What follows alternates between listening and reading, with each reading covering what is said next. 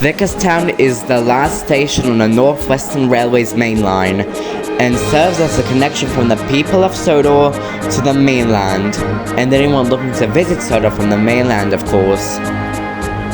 Engines big and small alike can be seen here with trains to and from Vickerstown.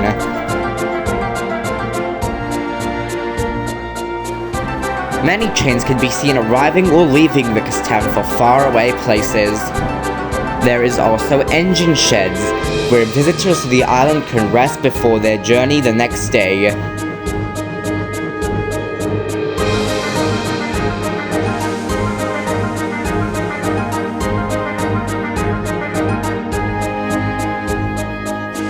The engines liked having visitors, and often became great friends with them.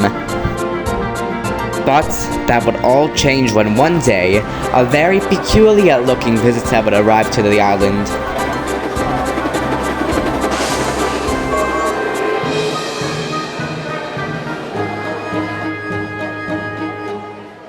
The visitor would soon find his way to Vickerstown with a very heavy passenger train carrying very important people.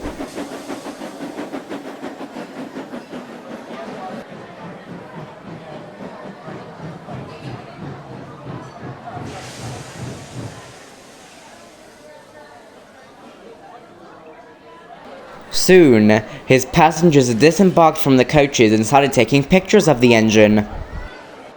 All passing engines never seen such a sight, and were as equally impressed. Well, not everyone was impressed. Regaby had pulled up to the station with the morning express, and he was not amused. Later that night, the visitor backed up into the sheds at Vickerstown, only to have Edward, 1020, and a very grumpy Regaby waiting for him. Oh, why hello. Sorry, I don't mean to intrude like this. Oh, it's totally fine, said Edward to the engine. These sheds are for everyone. Oh, alright. Well, how rude of me.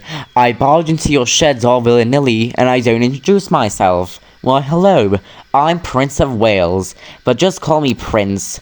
Prince of Wales is a bit anticlimactic, if I might say myself. Oh, well that's totally fine. Hello, Prince. I'm Edward and this is... Dane, you cheeky engine. How did you find your way on this island? Hang about. Your name is Dane? Why, yes. What do you think my name was? Well, I don't know. 1020? No. My name is Dane. Why did you think my name was 1020? That's stupid. Dane. I swear, I might be old, but I think I'd remember if your name was Dane. Haven't I ever told you guys that my name was Dane, or ever introduced myself as Dane? No, you've never used that name for the whole time I knew you. Oh, maybe I am going crazy. Well, you know now. Well, now that is out of the way, what are you doing here, Prince? Well, you know, the standard visit. I won't be here for long though, but... Oh wait, is that Regaby over there? Oh my. Hello, Regaby. What are you doing on this island? You know him. And to answer your question, he's one of the engines that the fat director brought on trial. And boy oh boy, let me tell you, it hasn't been fun. Why yes, I remember seeing him at the works while I was getting an overhaul. Whenever I tried to talk to him though, he always had this snarky attitude. Okay, good. At least we know you're talking about our Regaby, cause let me tell you, it has been hell on earth with him around. Will you all be quiet? I'm trying to sleep. And there you go. Mr. Grumpy as usual. Well, he wouldn't be Mr. Grumpy if he wasn't grumpy, Edward, chuckled Dane. Too right, Dane. Oh, blimey. Sorry, I'm just used to calling you 1020. If you still want to call me 1020, then that's fine. I mean, what's the harm in that? I suppose you're right. Finally, you've got that out of the way. Now shut up, I've got a busy day tomorrow. Goodness me, do you ever shut up? No, I don't think so, Edward. Because, you see, while I was at the works with him, he would keep me awake all night long. I barely slept a wink. Nobody asked for your opinion, cock of the north. And nobody asked for that stupid look on you, but here we are. You better watch yourself, bud. You're on Sodor territory now. Funny you should mention that, Reggaby, because I recall Adam telling me about a certain engine not being able to find his way to Knapford. Really now? Blind me, Reggaby. You're dumber than you look. Now shut up. I think we've fought enough. And everyone went to sleep, except Reggaby, who was still very ticked off on what the visitor said to him, and was hatching a plan to pay him out.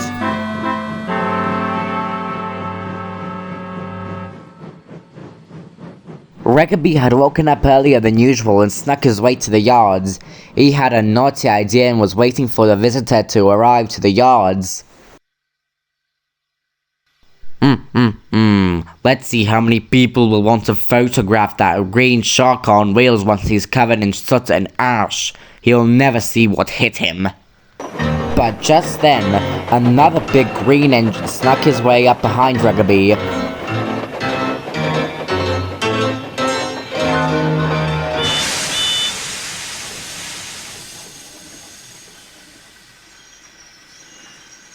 Reggaby jumped, and Prince just laughed. "What in the name of God was that?" said a very frightened but angry Reggaby. "Oh, you know, the typical. I was passing by the neighborhood and decided to say hello." "What do you think? I obviously knew that you were gonna do this, and you think you could actually get away with it? Ha! In your dreams." "How did you know I was gonna do this? Are you a psychic or something?" "And I'll let you figure that one out. Now toodaloo, I have trains to pull." Reggaby was angry. His plan had backfired, and whenever he could, he would complain to the other engines about the engine. They didn't pay no mind to him, as they found Reggaby quite annoying. Even Gordon got tired of his constant complaining, and whenever Reggaby was away, the other engines would be happy.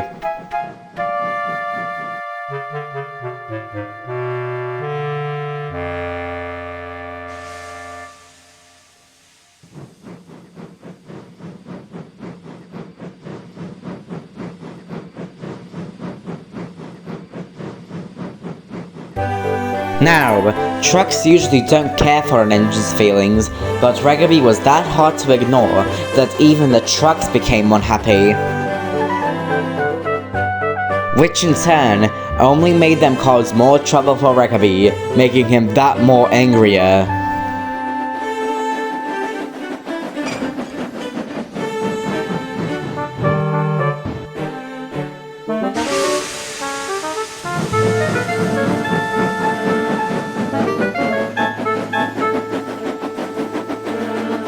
And one day, Reggaby was at Vickerstown Yards again, and he saw the engine and pointed daggers at him.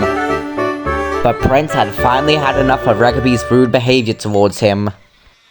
"Listen, mate, I'm sorry for the joke I made the other night. I really am, but I think I've had enough. Trust me." "Why don't you just piss off already? I'm tired of looking at your face. Go home already." "Right, that's it. I've been too nice to you and it seems that it's come back to bite me in the tender. I have had enough of your rude behavior towards me. Get out of my sight right now." "I am not going anywhere. The only engine leaving this place right now is you big, pompous green son of a—" "Alright, that's enough. You both are acting like children. Reggaby, shut up already. And Prince, your train will be waiting for you at the station."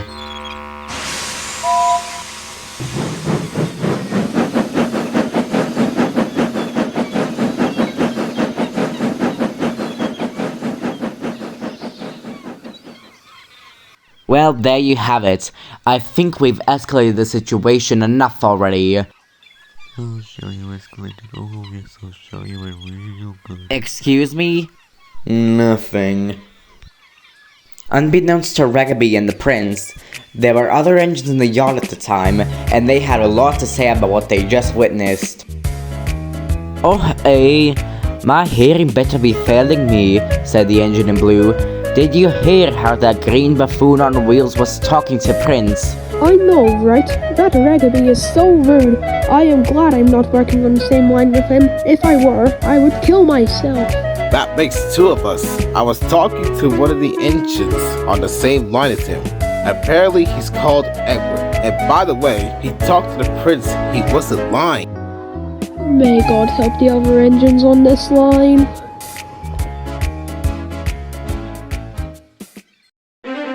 Later that afternoon, Ragaby was traveling down the line with a freight train. He was going very fast. He was still salty about the fight he had at Vickerstown with Prince.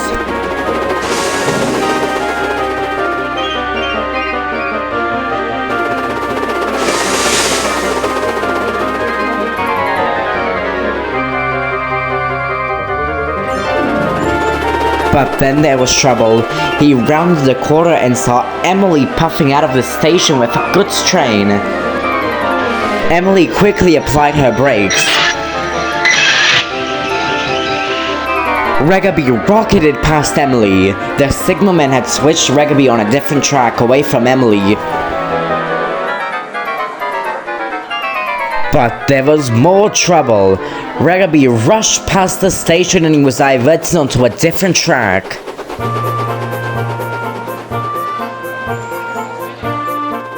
Ragaby was switched onto the tracks of the yard and was now heading for the harbor. Passing engines were most surprised. He tried stopping, but the angry trucks wouldn't let him. They pushed him on and on.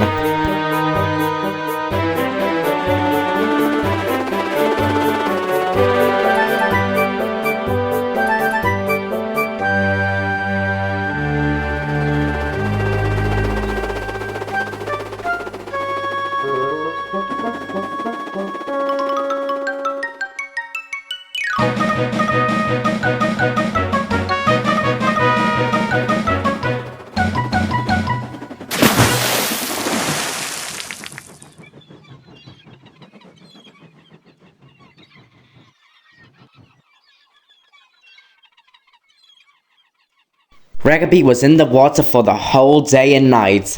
He was finally fished out of the water the next morning. Some parts from him got broken off by the crash, and the fat director was not happy in the slightest. "Well, Ragaby, are you happy? Do you feel accomplished? Have all of your dreams come true?" "I'll spare you from answering, and just say that not only has millions of dollars slipped out of my pocket, but guess whose controller left me a bad review, giving my railway a bad name." Ragaby didn't say anything. He felt too ashamed. Thank goodness Thomas is coming home soon. This railway will benefit from having one responsible engine working on it, instead of one careless. Once you get back home from the works, Ragaby, there is no telling what your future holds. Ragaby knew that he really messed up, and if he ever wanted to earn the fat director's trust, or anyone's trust, he would have to smarten up and have a better attitude when he gets home. I wonder if Ragaby will change his ways. Do you?